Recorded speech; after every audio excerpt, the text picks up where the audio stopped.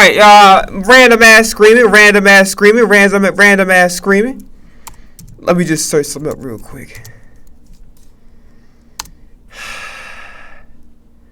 See, upload it.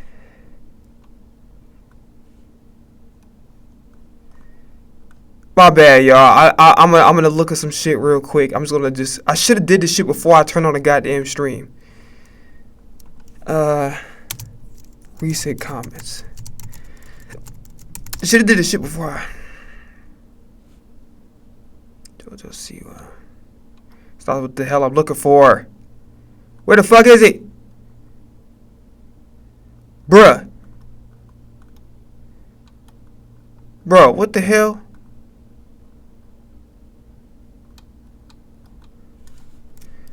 Singers.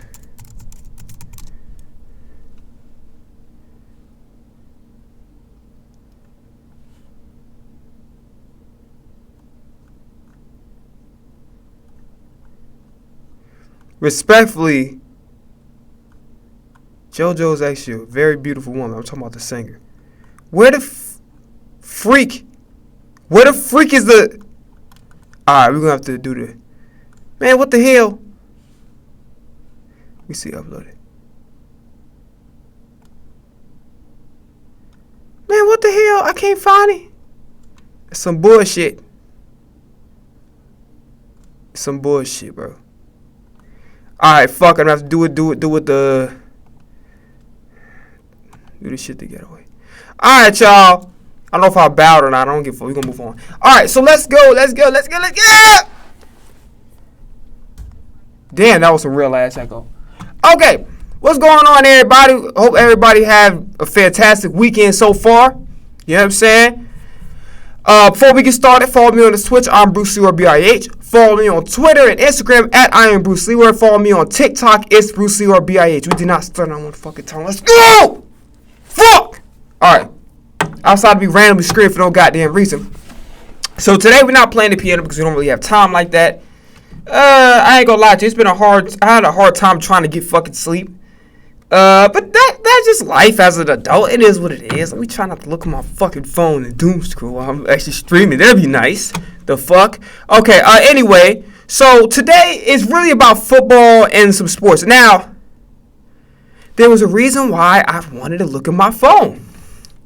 So we're going to discuss something that I actually forgot to discuss the last stream. Friday, I'm not going to make no excuses. We just didn't stream.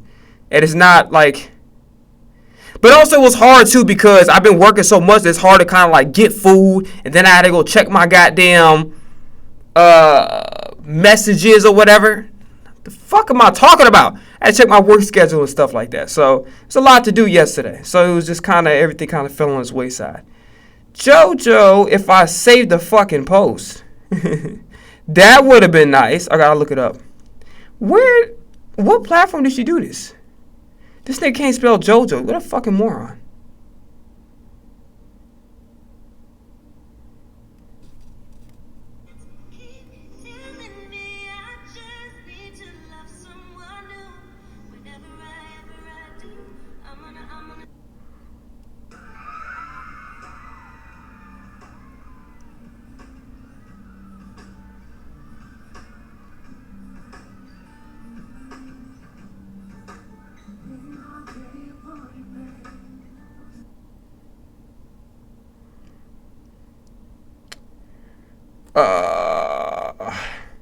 Singers comments.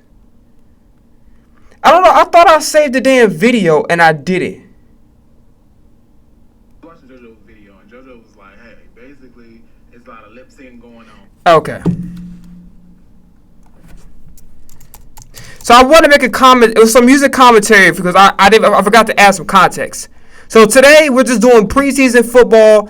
I thought the Eagles played yesterday. They played today, which is good for me, so I got time to prepare. You know what I'm saying? So, what the hell am I looking for? Oh, the comments. Lip syncing comments. So she made a very interesting take on the interview. And I don't know why I'm having a hard time focusing on what I'm supposed to be doing.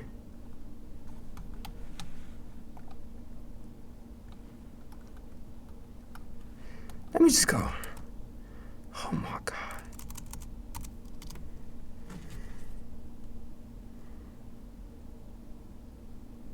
The two biggest changes to the game. I am JoJo official.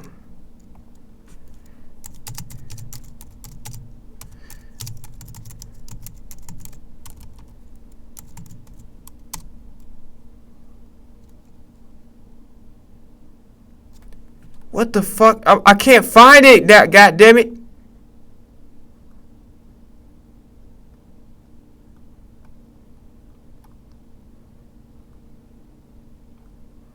I can't find it, bro. What the hell? Why is it taking all goddamn day? Okay, let me see if I can look it up online and see if I can find it. Either way, I have it on my phone right now, so. I am JoJo. TikTok.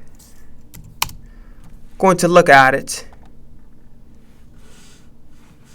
Okay. So this her talking about what she's talking about. This fucking audio will come on. That'd be nice.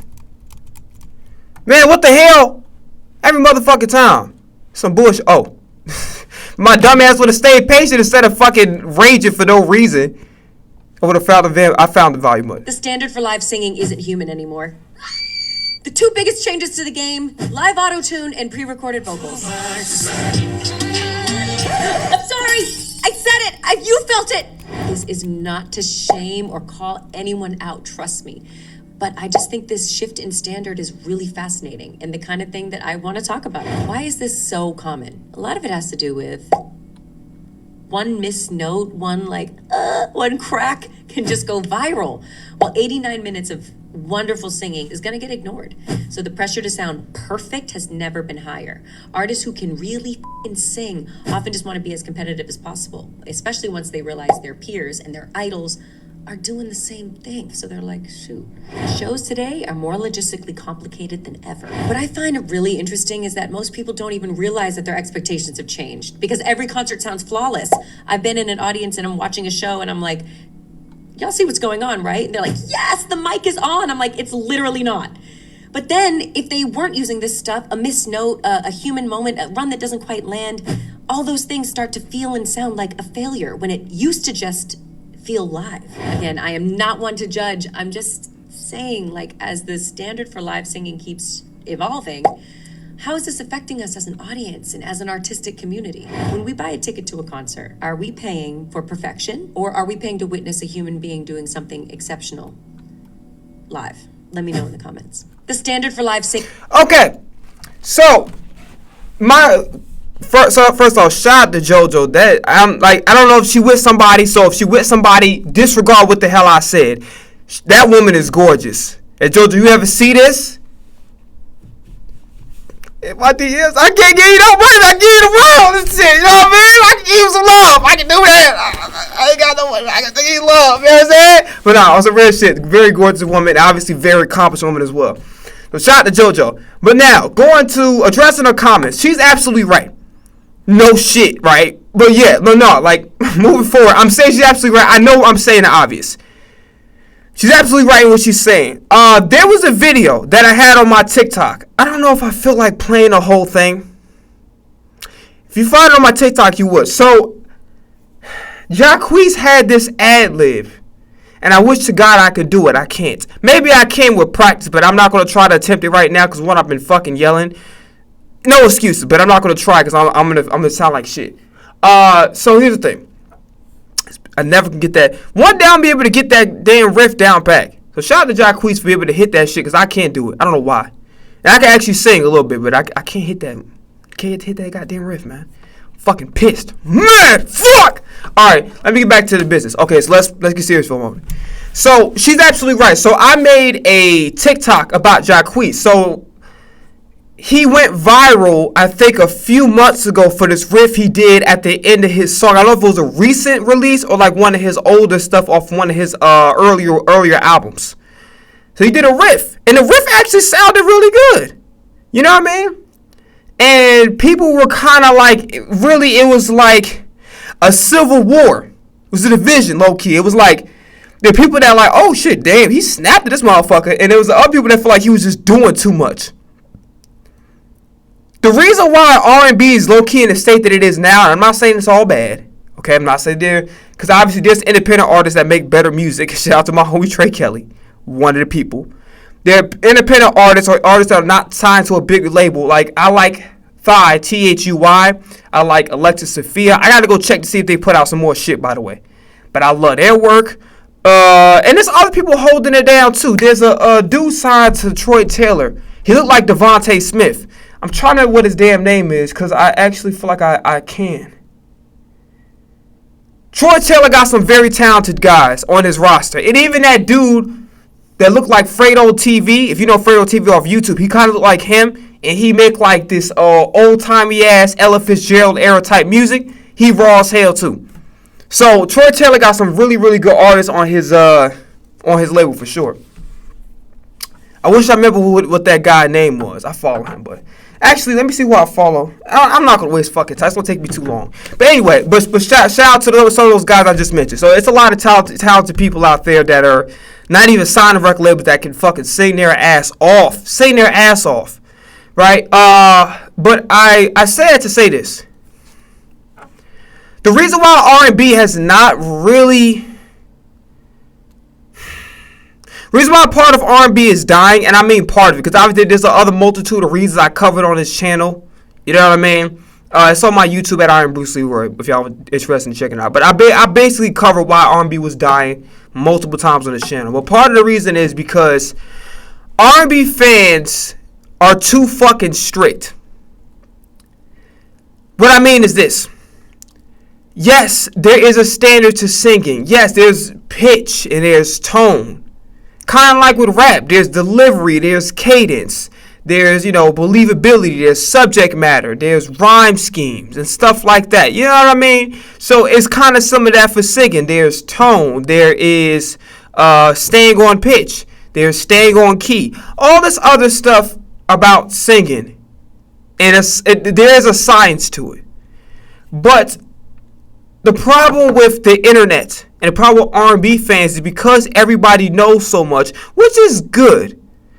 But everybody and their mama, and listen, I have to call out a channel, and I am not going to, it's going to call people, I have to do it. Don Angelo will be one of the niggas I'm talking about.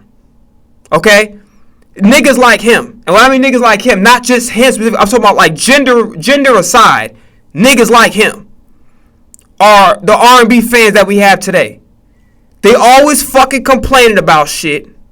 They never fucking satisfied. Every time I watch a Don Angelo video, this nigga never talking positive about somebody.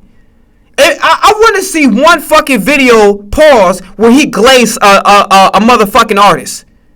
Just give me one glaze video, bro. Just make it about 10 to 15 minutes of shit. The donut might be burnt, but fuck it. Give me 10 to 15 minutes of you glazing a fucking artist. Because every time I goddamn look at this nigga channel, be like, oh, this guy is cooked. This guy ruined a whole generation. When I watch Don Angelo, I want to like his content. Because he does seem he's knowledgeable. But niggas like him ruin R&B. Don Angelo and motherfuckers like him, because that's his attitude and his demeanor about the music and his commentary is a reflection on music fans, specifically on the R&B side. They never fucking satisfied. Every fucking R&B fan wants to be a manager, wants to be an A&R, wants to be a PR representative. And I'm like, if you can do all that, that's great. And I'm not telling people that knowledge isn't good. Knowledge is beautiful. But the problem is, a lot of these motherfuckers think they know everything. But then you would have to ask, okay, if you know how to fucking do everything, if you know where an artist is going wrong and how to style this person, or this person is singing the wrong songs, or that person is off key, or that person not giving a live performance, or even this young dude, I think Jadon, he has a bright future ahead of him. He makes really good music. He has a great voice. Coco Jones, I feel like the music, for some odd reason, her talent is there. And people saying that she can't sing are just fucking goofy. And this is another point that I want to talk about, right? Being able to sing is to carry a note. So when you sit up there and you tell me to my fucking face that Sierra can't sing. You sound stupid. When Janet Jackson can't sing. There's niggas on the internet to this day that say Beyonce can't sing. Are you fucking stupid? Beyonce might quite arguably, if we're talking about mainstream, she might have the best vocals. Her and motherfucking Ariana Grande. What the fuck are we talking about? And Justin Bieber, shout out to him. That nigga still running shit. After all these years, still running shit. And niggas hating on him. And they're like, you really did this anyway. What the fuck? That nigga was showing talent. Like, you're so focused on the presentation because he did something where, I guess when he stripped down to his boxes or whatever the case may be, it was a representation of him kind of like unmasking himself, if you will. That sounded fucking wrong. Pause on that. But that was his way of that was showing vulnerability. You know what I'm saying? So there was a symbolic reasoning. Yes, was it a clout chasing move? Yeah, but who gives a fuck, right? It's not like he ain't hurt nobody doing that. You know what I'm saying? But there was a specific reason why he did what he did during that performance. I think it was during the Grammys, I think. And niggas had a problem with it. I'm like, this performance is fucking outstanding. You're just so fucking caught up that he did it in the way that he did it. Stop worrying about the fucking method. Like, there's niggas that be saying, oh, Michael Jackson can't sing and James Brown can't sing because the way they sing is not traditional. It's like, it's more guttural. It's a rougher texture to the voice, and it's almost like a growl. So people kind of confuse styles with being able to sing, and those two don't equate.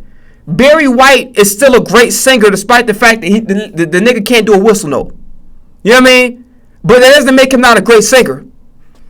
Just because motherfucking Janet Jackson got a softer tone. Or maybe Sierra not gonna belt your ass to death like she disciplining a child or something. You know what I'm saying? Just because she's not gonna belt you to death, it doesn't mean that she can't sing. Right? Now, it's obviously levels. There's singers. Like Janet's a singer, Sierra's a singer, and there's singers like a Beyonce. I don't give a fuck what y'all niggas say. Trick Daddy, you too. I don't care what nobody say. Beyonce can fucking sing. JoJo, shout out to her. You feel me? She can sing. Okay? Whitney can sing. Aretha Franklin, Ella Fitzgerald, goddamn Billie Holiday, Michael Jackson, I know him in there too. Joe, Mario, Chris Brown, maybe not as much anymore, but he can still sing. Like he can still kick ass on the singing part. Usher, those are singers. You feel me? Like it's just Luther Vandross, especially in his prime.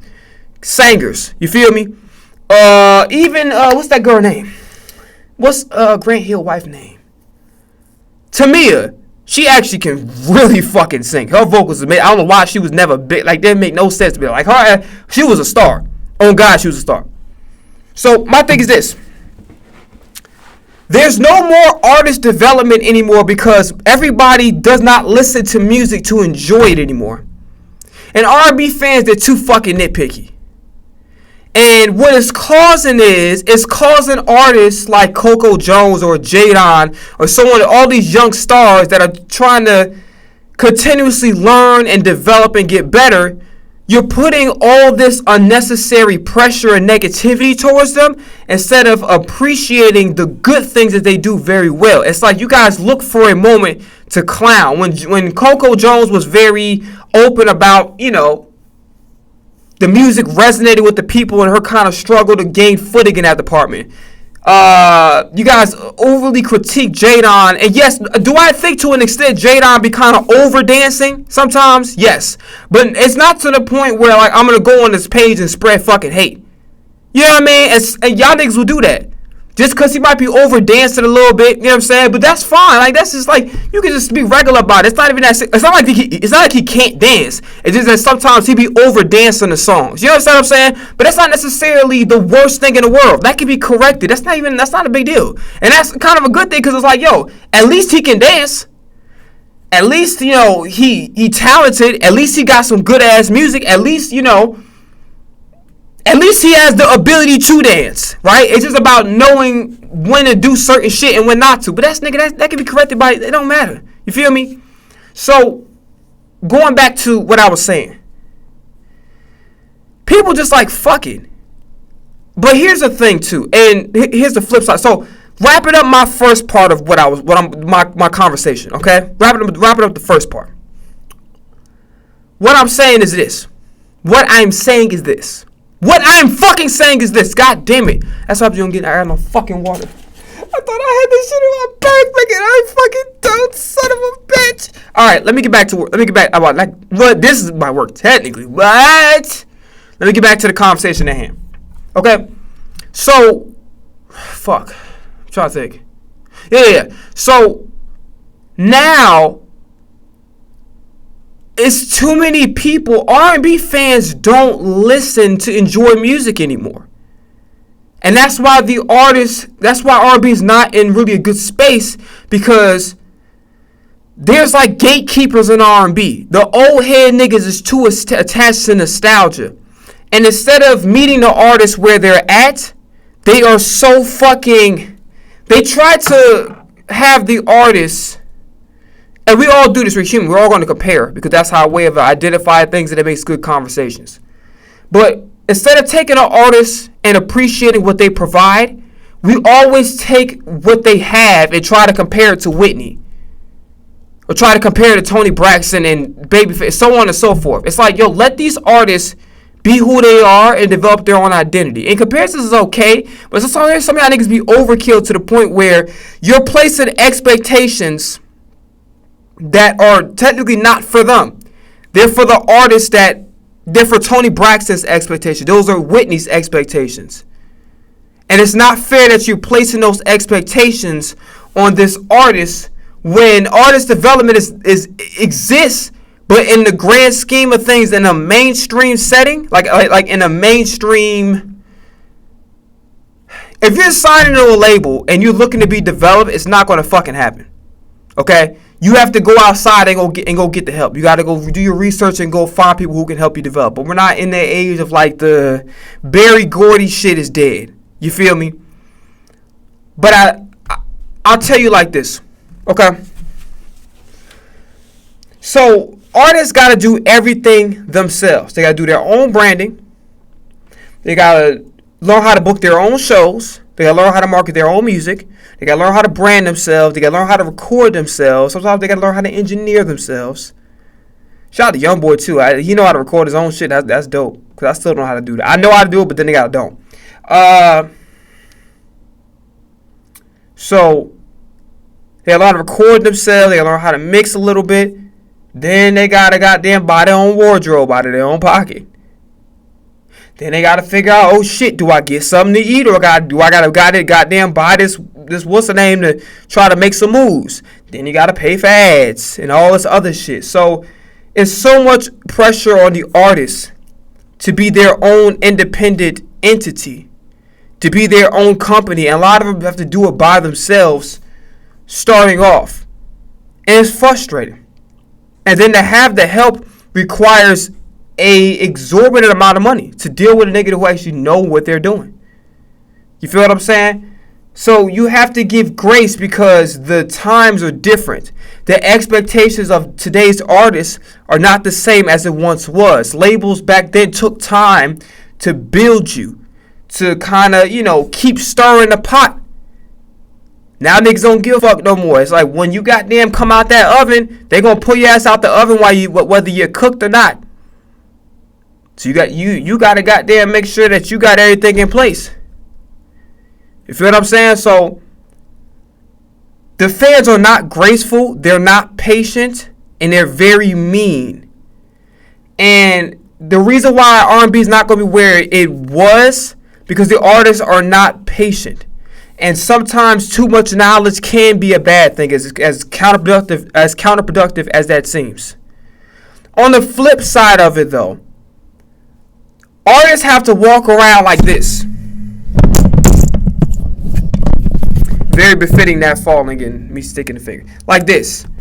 To everything and everybody. Even if it's their own label.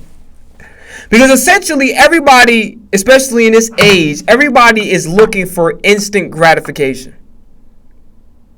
Okay? Let me tell you how fucking stupid this generation is, right? They say people like Fantasia or Genuine can't sing. Beyonce can't sing. Dumb shit. Stupid shit. Saying Trey Songz can't sing. What? What the fuck are you talking about? What are you talking about? Like, bro, like, okay. Do you understand the difference between being able to sing and being able to not sing, right? Now, I know respect to Jennifer Lopez. She cannot sing. She has somewhat of an ability to carry a note, but she can't sing. In the grand scheme of things, she can't sing. Respectfully. And I'm not saying she's not capable of carrying a note, but she can't sing. Like, if you say J-Lo can't sing, I'm not going to be like, oh, whatever. No, I'm like, okay, yeah, you're right. She can't sing. But if we're talking about, like, fucking Trey Songz can't sing, it'd be like, all right, now they tell me how niggas saying Jacquees can't sing. I'm like, okay. Now, Jacquees has had, and I even mentioned this in that on that TikTok video that I posted. Jacquees has done covers that his voice wasn't fitting it. It wasn't fitting the song, and he should have probably stayed away from it. Not because it's like, either you work on your vocals to be able to sing that song the right way, or you just don't touch it. And you not touching that song. By the way, Dog Child, you're living up to your name. Cause you try to act like you're holy and all that, and this is why I tell niggas all the time. Stop looking to be goddamn perfect.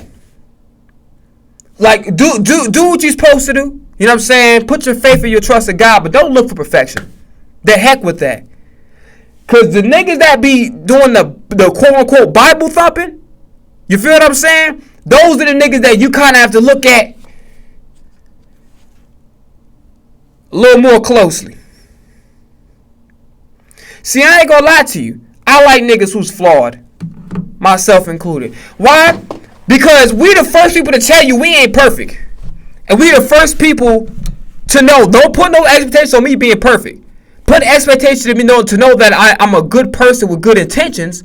Don't expect perfection out of me. Because you won't get it, motherfucker. The 72 Dolphins then came and went. And they was a whole fucking roster. It wasn't one person. It wasn't Larry Zonka by himself, or motherfucking Bob Greasy, or Mercury Morris. You feel me? It wasn't them by themselves. You know what I'm saying? It was a whole goddamn roster that went 14-0. And went to the Super Bowl and won it. You feel me? So perfection doesn't exist.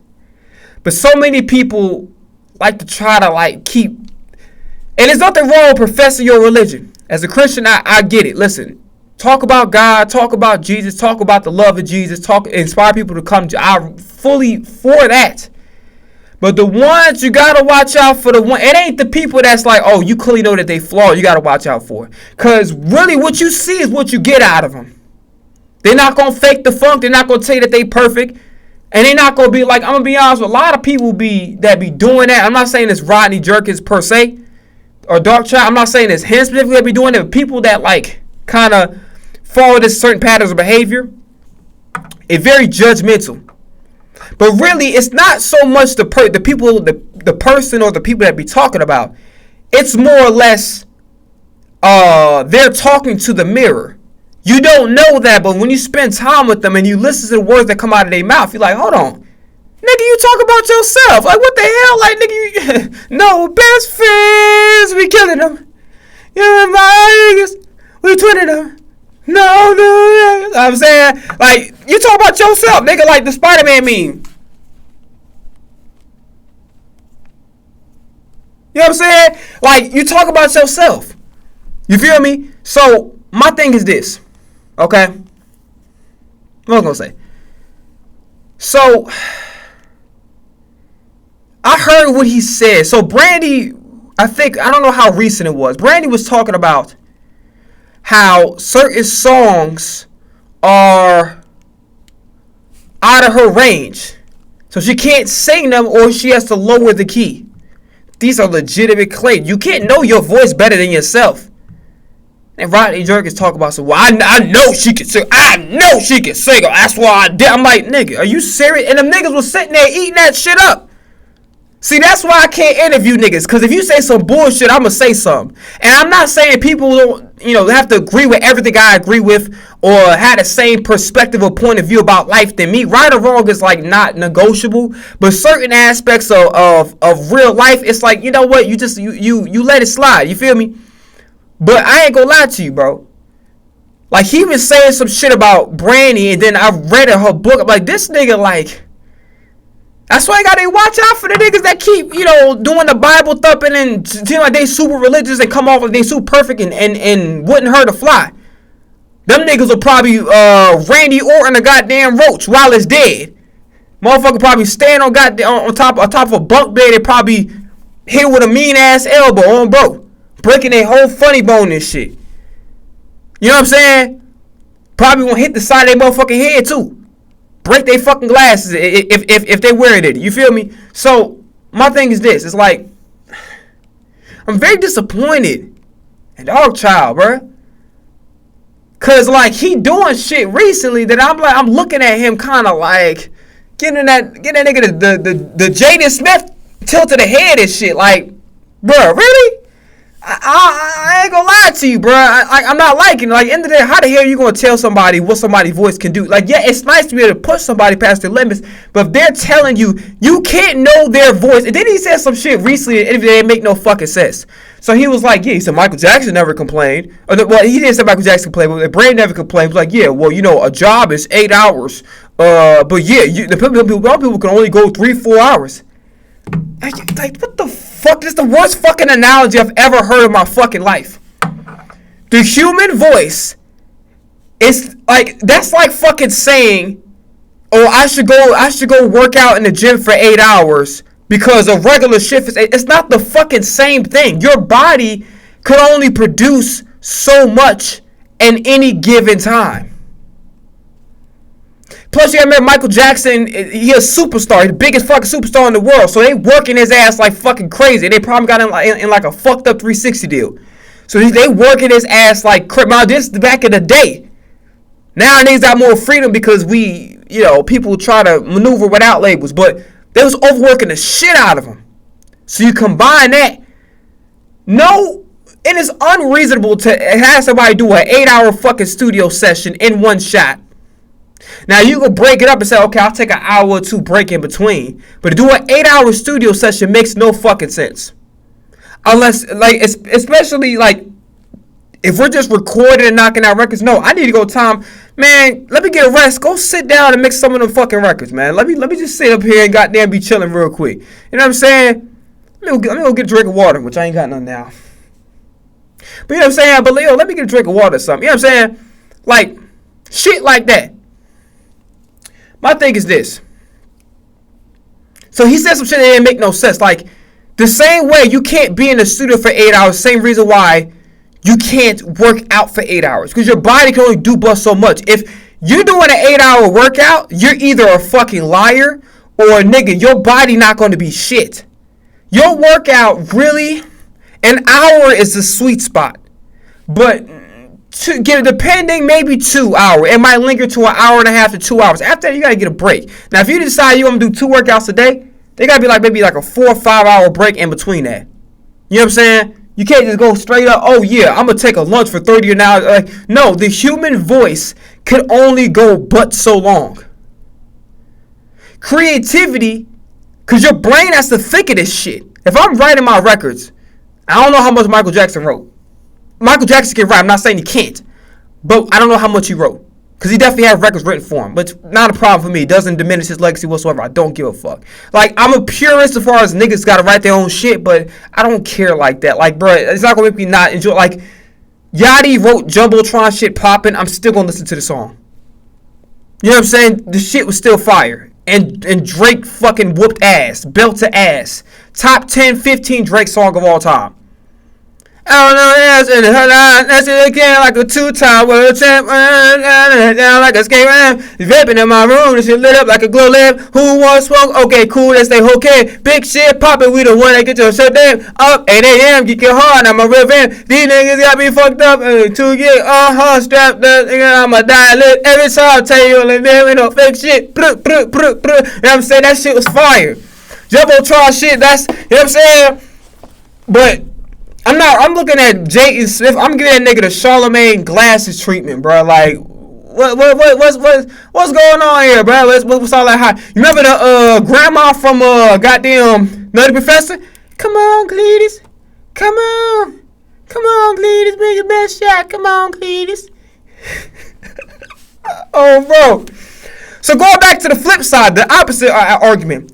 As an artist, you have to walk around like this to everybody. Even if it got to be your own damn label and your own damn team, you got to do that because nobody knows you better than you. And the shit that I went through, listening to people's opinions, listening to people destroy me and try to devalue my work, devalue my efforts, make me feel like shit for actually trying. I know firsthand what that shit feel like. So now, I've been through the worst of it. Nigga, I was crying for fucking months straight, bro. Think, man, I should give up. This shit ain't for me. Whatever. I was like, man, fuck that. I still stream to this day, nigga. I don't give a fuck who don't watch it or who watch it. I don't care. I'm gonna do me. I talk about what the fuck I want to talk about. I don't give a fuck. You know what I'm saying? So in a grand scheme of things, bro, it's like you gotta walk around as an artist and not give a fuck about what nobody think of you. You have to walk around oblivious to shit. Oh, they can mention a comment about you. Well, who's that? Was that like a y'all changed the groundhog's name or some shit? It's not Punxsutawney no more. It's Phil Jackson. What? Oh, yeah, y'all named it Greg Popovich? Damn.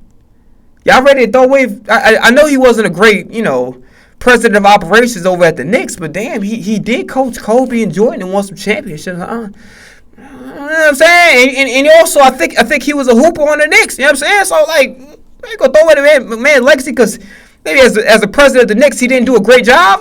That's kind of crazy. You know what I'm saying? Are we really going to take, Michael Jordan's White Sox career into consideration or some shit? You know what I mean? Like, come on, bro.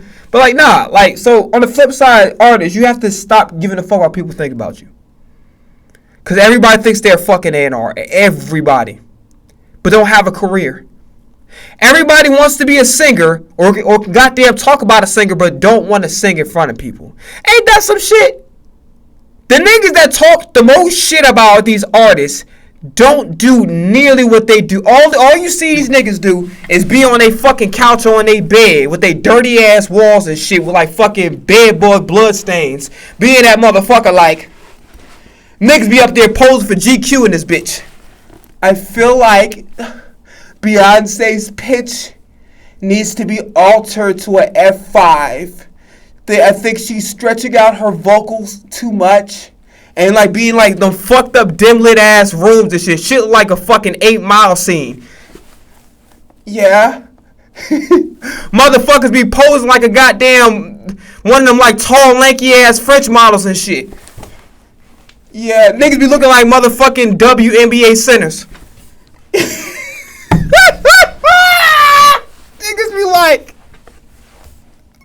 be looking like motherfucking Miss Incredible or goddamn Mr. Fantastic. Niggas be sitting up there like niggas be goddamn used doing the Superman out that motherfucker while they talking. You can barely see half of their fucking face. Niggas don't even feel like this when these niggas be talking shit on the internet. You can barely see their fucking face. They're like damn near like this. They're like covering their eyes and shit. They're like one of the motherfucking Jay-Z albums like post 2010. With the one with the goddamn we had the Magna Carta or some shit like that. Niggas be like niggas be dabbing it and niggas be dabbing blind and shit. The fuck? Niggas look like they're on the verge of tears. Like how when you goddamn cry you don't want nobody to know it, so you put your head down. Beyonce fucking sucks. Sierra can't sing. She sound like a fucking rooster. Rihanna can't sing either. They ain't pretty privileged. Like, bro, shut the fuck up. The niggas be killing me all, bro. They be killing me, bro. But nah, as an artist, you gotta walk around with an I don't give a fuck attitude. I'm the captain of this goddamn ship. You know what I'm saying? Like, and you just gotta leave it at that. You know what I'm saying? There's nothing you can do about it. These niggas gonna continue to talk shit, but the ones that's talking shit, you just gotta remember, they don't have anything else going on in their life. They're miserable as fuck. They lonely. They don't have a significant other. Which under normal circumstances is fine until you start to hear the words that come out their mouth and realize, I know why this motherfucker nobody want to fuck. I know why this motherfucker gotta have air blood on the side and shit, looking their face while they talking shit. You You know what I'm saying? Or goddamn barking and interrupting their goddamn video with their little shitty ass mic. You feel me? So like, niggas don't. Everybody want to be a manager.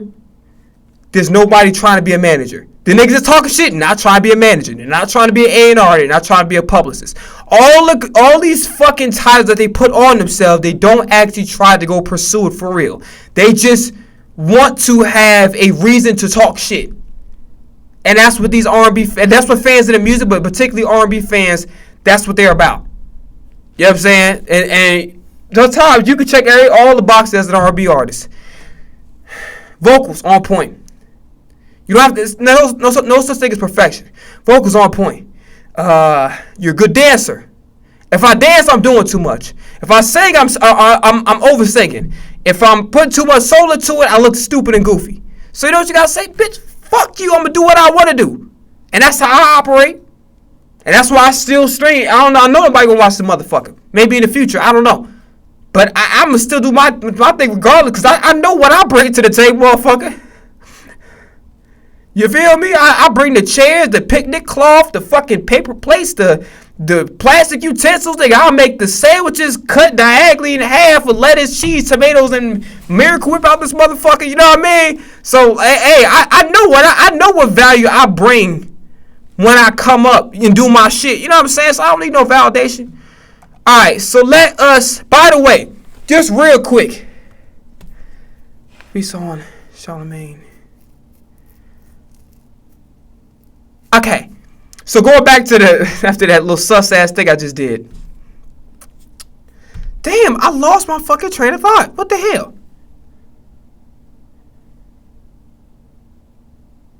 Yeah, so I watched the Leslie O'Neal documentary. Shout out to, I got it on my history. Let me shout out the channel there. I seen it.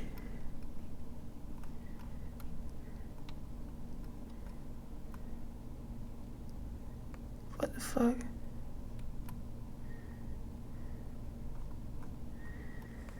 Hey, we might have to cancel the preseason shit. We might just have to watch like a little something else in the meantime. And then tomorrow we'll make it all about preseason Eagles football and all that. So I watched Leslie O'Neal, and it's so fucked up that this guy's not in the Hall of Fame, because this guy was like Hassan Reddick before Hassan Reddick. You know what I mean? This dude was a fucking beast.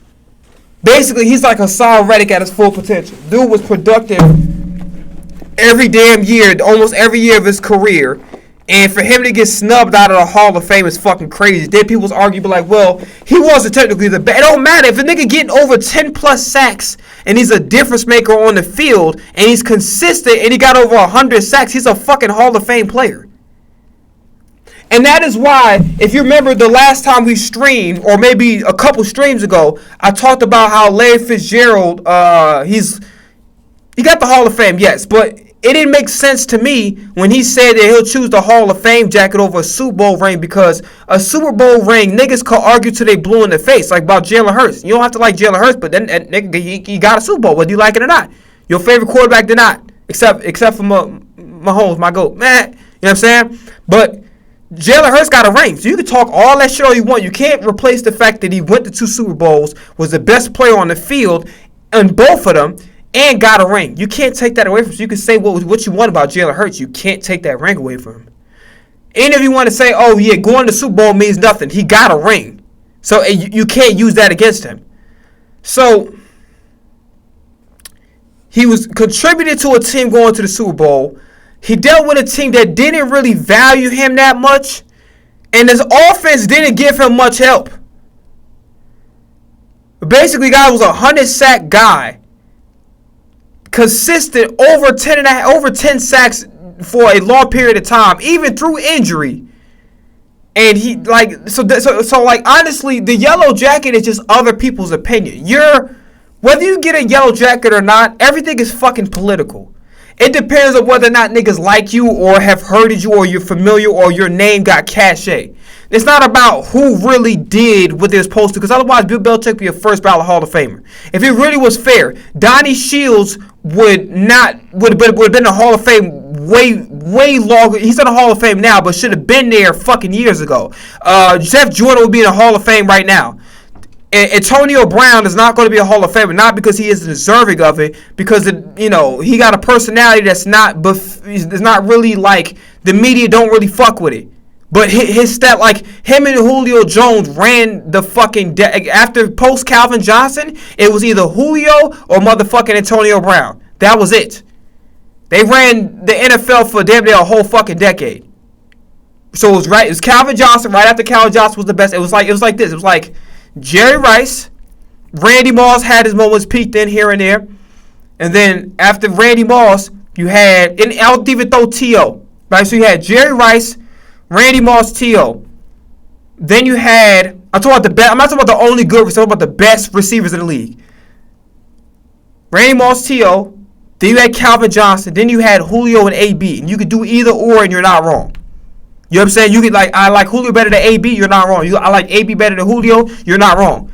Niggas ran shit for a fucking decade. You know what I'm saying? But then A.B. probably like Chad Ochocinco, quickest feet I've ever seen out of a receiver ever in my life. That's probably because he plays soccer. Shout out to Ochocinco. But Ocho may not make the Hall of Fame. Not because I don't feel like he's deserving, but he's not. And he played in a very tough. He played with Pittsburgh, Baltimore, with Ray Lewis and them. Like, you know what I mean? So it's just like, and the Bengals teams weren't really that. They had some good players here and there, like Rudy Johnson. Carson Palmer was a solid quarterback when he was healthy. They had Cedric Benson, I think, at one point in time. TJ, I forgot the guy's last name, but y'all know who I'm talking about. He was solid. There was Lawrence Coles on the team. He was all right. You know what I mean? So they had Pac-Man Jones and shit. So they had some players. But it's like, was Geno Atkins on there? I don't remember. But anyway. So the only thing we have time to watch is we'll watch at 2K's Flawed Masterpiece. So this is about All Pro Football 2K8. And then tomorrow we're back to the piano for, I swear to God, it's going to be a refresher. It's going to be a refresher, straight up. And then after that, that's it. So we're going to just watch the video real quick. It could have used more imagination, more creativity, more freedom. It's my favorite football game of all time, and still, it leaves me wanting just a little bit more. As you've probably heard so many times before, there used to be more than one officially licensed NFL video game. There was Joe Montana Football, NFL Blitz, NFL Fever, NFL Game Day, NFL Quarterback Club. The list goes on. But the two heavyweight champions that rose to the top were NFL 2K and the Madden series, published by EA. These were the best. There was bipolarity in the market, and there was a Cold War. In 2004, NFL 2K developed something of a masterpiece. And it's from the Will Sucks at Games video. So I want to shout out the creator that did it. So 2K's Flawed. It's about All Pro Football 2K8, which I have that game. I haven't played that in a minute. 2K5. It was fun. Shit was so good, I bought two of the motherfuckers. Brand new. Barely. One I opened and barely used. The other one I can't find, but I ain't even open the bitch. Authentic, detailed, and universally acclaimed. In 2014, 10 years after the game's release, Owen Good of the publication Polygon called it Sports Video Gaming's King Arthur, eternally populist, noble and heroic, champion of an age long ago enough to make its triumphs soar and its shortcomings recede to nothingness. Good was right to call it populist. That was its initial appeal, and also its fatal mistake. While Madden released for $50 in 2004, NFL 2K5 was priced at just $20. Tom Bissell of Grantland called it one of the greatest, most insidious guerrilla warfare moves in the history of video game competition. It was a better game than Madden 2005 for 2/5 of the price, so it should come as no surprise that 2K5 took a bite out of Madden's sales. 2K5 was so fucking good, you got niggas playing it to this day. That's how good it was. Anytime you got a motherfucker playing an old game like it's brand new, that's how you know that motherfucker. Like, I played Madden 97, even College Football 97, which I just discovered recently. Nigga, I play that shit all day. That game is good. But 97, College 97, my problem with that is, them niggas be hella cheating. Like, when you went in with a school that's supposed to be doing bad, they'll fucking cheat. They make niggas drop the ball over and over again. They could PI your player and don't fucking say nothing, but let you play a little defense on the receiver to try to get him out the spot. It's like damn near impossible. Like, they try to call PI. It's like fucking playing NFL real football today. Like, they was so fucking nitpicky with the PI that calls wasn't even funny. 2K threw a jab and EA retaliated with a haymaker. Just a few months after both games were released, EA negotiated an exclusive rights agreement with the NFL and NFLPA to become the lone creator of virtual NFL football. King Arthur had been stabbed in the back. We know the story with Madden. Its monopoly has been good for no one but itself and the league. Its annual releases are reliably flawed, and it leaves fans yearning for alternatives. These days, 2K has its own stranglehold on the hardwood, but for a few years there in the mid-2000s, they were still trying to claw back a share of football fans. You could tell in NFL 2K5 that the developers had an eye for history. There's a game mode called ESPN 25th Anniversary, where you could relive and even rewrite history from classic games, starting with the Ice Bowl to wide right and leaving off with Donovan McNabb's 4th and 26 conversion in the 2003 playoffs. 3 years later, they dove back into the past. On July 16th, 2007, they released All Pro Football 2K8. The game is back for the football freaks.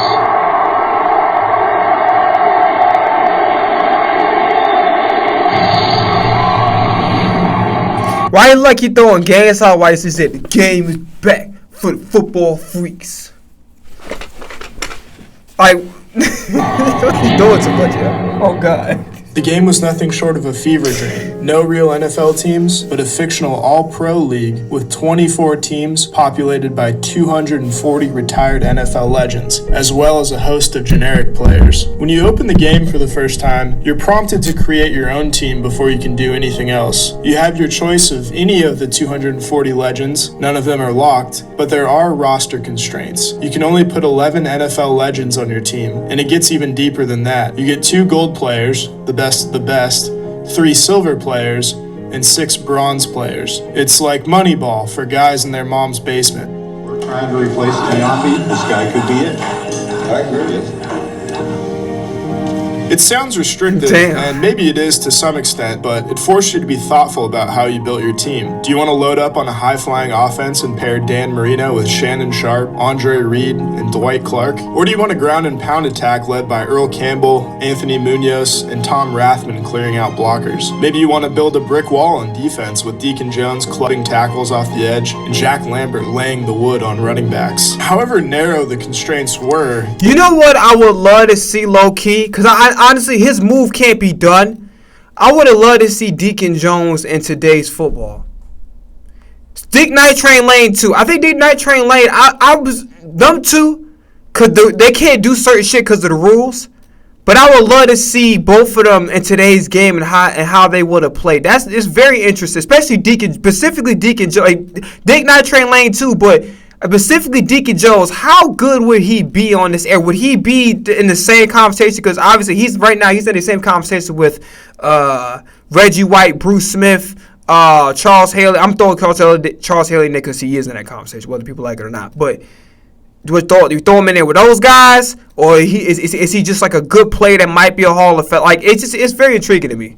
It forced you to create an identity for your team, an ethos, a strategy for how you're going to approach the games themselves. From there, you were assigned groups of generic players, and even then, you could pick whether each position group was balanced or if they excelled at one particular thing. For instance, your generic receivers could be possession receivers with good hands or speed receivers who could outrun the defense. You had to make concessions in this game. You couldn't just stack the deck. After you molded your roster any way you wished, you could pick from a set of logos, pick your team colors, design your uniforms, and choose from a list of cities and names. Your choice of city mattered too. It decided whether you'd be placed in the East or West Conference, which determined what teams you'd be playing throughout a 16-game season. As unique as your own team was, your opponents would have their own identities. There are a couple cupcakes like the Ohio Red Dogs and the Carolina Cobras, but eventually you'd be pitted against the Pittsburgh Ironmen, a pass-happy team with Dan Marino under center and a brick wall along the offensive line. If you came into that matchup with a neglected secondary, you were probably going to get lit up. And then there were the juggernauts, the Los Angeles Legends. Good luck stopping an offense with John Elway, Barry Sanders, and Jerry Rice. The players themselves, unlike other games, were not rated on a 100-point overall scale, at least not outwardly. They were defined by a set of 80 different abilities. Quarterbacks had abilities like Scrambler,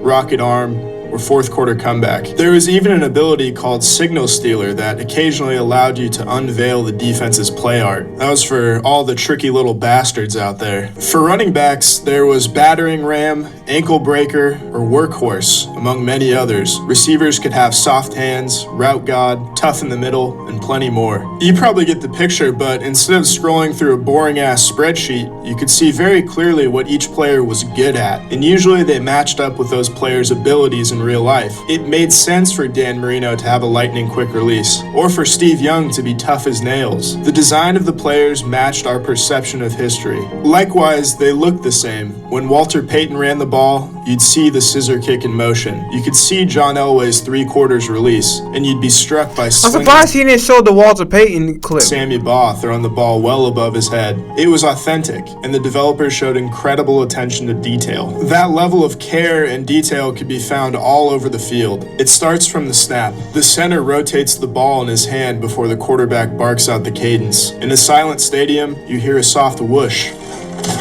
as a kicked ball hits the net. In colder games, you see the breath of the players. Maybe it's not as detailed as the shrinking of horse testicles in Red Dead Redemption, but it's close. More than just the little things, there's an undeniable amount of realism. The quarterback drops to throw the ball like a real seasoned passer. There's a rhythm and timing to each 3, 5, or 7-step drop. It's not just cosmetic either, it informs how you play the game. Players who honor the timing of the drop are rewarded with more powerful, accurate throws, whereas players who drift back and throw off their back foot are punished with floating ducks. And if you can marry the timing of the drop with the breaking of the route, now you're in business. It creates a learning curve for the game. It's not simple to pick up and play, but it's ultimately a more satisfying experience, one that mirrors the fundamentals of real passing. Passing on a large scale is probably the best we've ever seen in a game. The ball can follow all sorts of trajectories, from a bullet pass to a soaring moonball that scrapes the heavens before landing softly in the hands of a streaking downfield target. NFL 2K5's passing felt weightless at times, like you were golfing on the moon. But in 3 years' time, the developers honed their craft and mastered the physics and aerodynamics of the football as it leaves the QB's hand. It's not just the quarterbacks, it's the receivers as well. There's precision to their routes. Good fucking route, whoever 82 was. The ball, and they have a sense of the boundaries along the field, whether it's the... You know who would have been dope to add to the game? John Taylor. John Taylor, the wide receiver 2 for 49ers. Oh, he would, like, as like a silver player... Ooh, sideline or the back of the end zone. There's an unmatched level of awareness that Let me comes see, up. was he actually on the, was he on the go? Hold on, what's the name? What's it called? Oh, shit. Fuck. Was John Taylor on,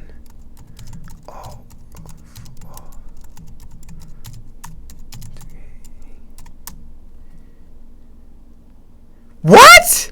He was. Oh, he's a bronze player. Should have probably been a silver. I'm surprised.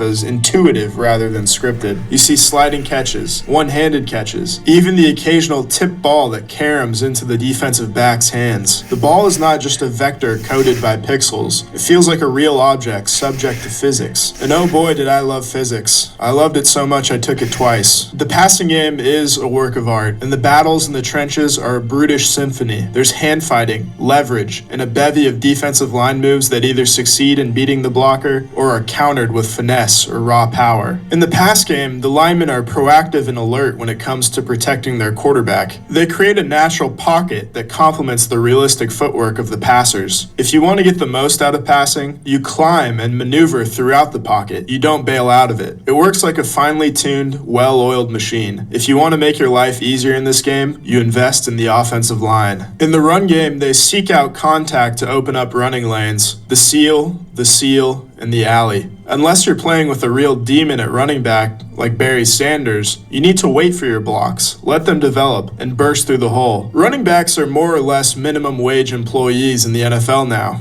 relatively speaking. But this game is a true throwback in that oftentimes the star of the show isn't the quarterback, it's the man right behind him. There's such a stark difference between a bronze running back and a gold running back, truly night and day. The golds can strike from anywhere on the field. They're menaces in the second level, whereas the lower running backs are closer to cogs in the machine, beholden to the blockers in front of them. You can win with a bronze tier running back, but you've got to have some real hogs leading the way. But my God, it's so much fun to give the ball to Barry and watch him go. Defense is more or less optional in the newer EA games. You can simply sim through it if you wish, and there's nothing wrong with that. But in 2K8, you're playing every second of every game, and if you want to strike on offense, you first got to take the ball away. There are so many approaches to defense. If you believe in controlling the line of scrimmage, you can clog the middle of the field with a big chungus at defensive tackle, or you can win off the edge. I played a game with a gold star defensive end, the late great Reggie White. And to be honest, for the first 3 quarters and change, I didn't feel like using a gold star at that position was the best allocation of resources. But when the game was in the balance and my lead was hanging on by a thread, White sacked Dan Marino on back-to-back plays, forcing a long field goal that their kicker missed, clinching the game for my Arlington Revolution. The gold defensive ends might not matter for a majority of the game, but when they do, they can pay massive dividends. Linebackers patrol the middle of the field, and they do it with force. I felt helpless in the run game against gold star linebacker Mike Singletary. His instincts in pursuit turning what appeared to be a running lane into a door quickly slammed shut with authority. Tackling is so important in this game, and it's designed as such. Defenders will gang up on ball carriers, and it's more than just a cool detail. It's imperative when you're trying to bring down the best running backs in the game. You need as many men as you can get. If you want to shut down the pass, a good safety can cover tons of ground. They'll read the play, flip their hips, and snatch the ball right out of the air. I was trying to negotiate a legend secondary that included Rod Woodson and Ronnie Lott, and they punished me with 2 interceptions. Eventually, I just stopped throwing their way. They had 2/3 of the field locked down, so I did my best to exploit the only real estate I had available, only throwing their way when I felt my route leverage gave me an advantage. But that's the trade-off you make. If your star receiver is locked up by a star corner, you've got to adjust your game plan by either getting them across the field or hitting your second and third options. This game forces you to compromise. Let's talk about kicking. Oh, how I love kicking in this game. In most games, you either press a couple buttons or use your stick to start a meter and watch passively as your kicker does the work. Not in 2K8. The play is live. You initiate the snap by bringing the right stick back, and you have to time the flick forward with the swing of your kicker's leg, trying your best to keep the stick centered the whole time. It's challenging, but like so much else in this game, it's rewarding. It's addicting, and you feel like, whether you make it or not, you are in total control, always. Well, almost always. Occasionally you'll get a bad snap, a bad hold, and your timing is thrown off. Then your kick is a roll of the dice. It doesn't seem like a good idea to invest one of your 11 star roster spots in a kicker until it does. You can hit inside 50 with a generic kicker, but you had better be dynamite on the sticks. When you're faced with a do or die kick, you want someone with a real boot to send it through the uprights. Or, if you're facing an elite return man, you'll be relieved every time your kicker can reach the end zone for a touchback. Special teams is indeed 1/3 of the game, and it feels like it in 2K8. But a chess match is only stimulating with a worthy opponent. The AI has to be logical, smart, and it has to have a memory. That's the case in 2K8. You can't find your one play to exploit time and time again. If you become too reliant on one play, one concept, or one player, the computer can and will adjust. You either play right into their hands, or you counter. The game really earns the title of simulation because it is just that, or as close as you can get. With the right difficulty setting, your back and forth with the computer is engaging, fun, and challenging. It makes for close games that make your heart pound. I was going blow for blow with the LA Legends on their home turf, and as time expired, I lofted a rainbow that landed in the outstretched arms of Ernest Givens for the win. It was exhilarating, like I slayed the mighty dragon of the All-Pro Football League. It's a dragon I've been chasing for 17 years now. I would call the gameplay ahead of its time, but to be honest, no one has matched it since it hit the shelves in 2007. Dog, it's no way in the hell he would have made that catch. Them niggas is like, y'all fucking, I don't know who back there They're supposed to be legendary people. That's not a catch. There's 3 motherfuckers there. 2 motherfuckers sitting right there. 1 behind and 1 in front. It's not happening. And the same can be said of the presentation. There's no ESPN license like there was in 2K5, but it doesn't miss a beat. It starts with the players. You're inside the huddle, hearing the quarterback bark out the plays. Go, guys! Doubles, 50Z, tight end, cross. Let's make it count. Break! Opposing players will interact with each other, whether it's in the coin toss or just talking trash at the end of a play. You see the disgust of a receiver who couldn't haul in a big pass, and you feel the jubilation of one who does. The refs, too, are characters in the game. They're on the field surveying the action. When the ball crosses the goal line, you see the back judge lift his arms in the air to signal a touchdown. They speak. They explain penalties and coaches' challenges. They're not just props, but rather living arbiters of the gridiron. They are the blind chick holding the scales. They are Atticus Finch in the courtroom. And maybe I'm getting carried away now. You are. It's all housed within any one of It's the good for many to make good one-of-a-kind content, though. stadiums. There are a handful of generic stadiums, and then there are larger-than-life palaces, outrageous and over-the-top cathedrals to the local football team with their own quirks and idiosyncrasies. I'm partial to Miller Gold Stadium, a nod to HBO's Entourage, which hosts the legends and feels like a new-age Rose Bowl that pays homage to, fittingly, the legends of the game. But perhaps you like DeMeo Stadium, a subtle reference to the crime family from The Sopranos. And as you might have guessed, it's home to the New Jersey Assassins. Nestled within those stadiums are our unseen broadcast duo, Dan Stevens and Peter O'Keefe. I'm Dan Stevens, and with me as always, Peter O'Keefe. Let's review the lineups for today's game. Take it away, Peter. I love those guys. I remember playing Sega NFL 2K2. The motherfuckers would be like talking about some random ass shit, talking about some rocket power rollers. Like, what the fuck do y'all be talking about, bro? It was funny as hell. Art Donovan set the tone. And I ain't gonna lie, I'm not sexist, but I'm keeping it big. That girl that they put on that motherfucking man, but both of them kill her. As goofy as they got then, what's her name was? Like when they were doing a commentary and shit, it still was fun. That lady they got on there that be doing the baseball, the softball games, ass on Madden, ass. When you talk about 2 guys at this level, there's no one else who can compare. They stand together at the top of the pile. These are fictional announcers voiced by actors, but ironically, there's so much more. What? These weren't real commentators? The one that never seen their face. That's crazy. Personable than any real-life announcers in other video games. Damn, they was really good at their job. That's could have sworn there was a real ass commentators on bro. Past or present. Theismann rifles this one hard over the middle, and it's off. Incomplete. They were really good. Quickly off the snap and stuck to the receiver like molasses. No room for the ball to be squeezed in there. Well, the D holds tight on 3rd and long and forces an incompletion. That was a good call by the defensive coordinator. Oh, it sure was. Perfect D for that situation. And You feel like they have a relationship. Dan takes jabs at Peter, a former lineman with a self-effacing sense of humor and a ferocious appetite. Randall Cunningham launches this one perfectly, and the D was nowhere to be found. you got that right. Missed coverage all around. That's right, Dan. My 6-year-old. Bro, there's so much pause. Like, yeah, the D was nowhere near to come over there. That's crazy. Look how big that D is. Wow. It's a whole line of it. They're up front and tight.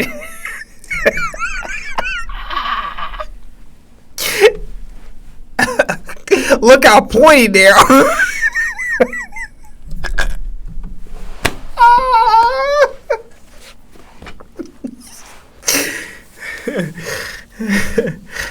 Could have covered that pass better. Oh, that D's gonna let loose every second.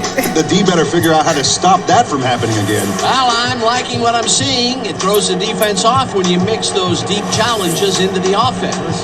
Their calls are fluid.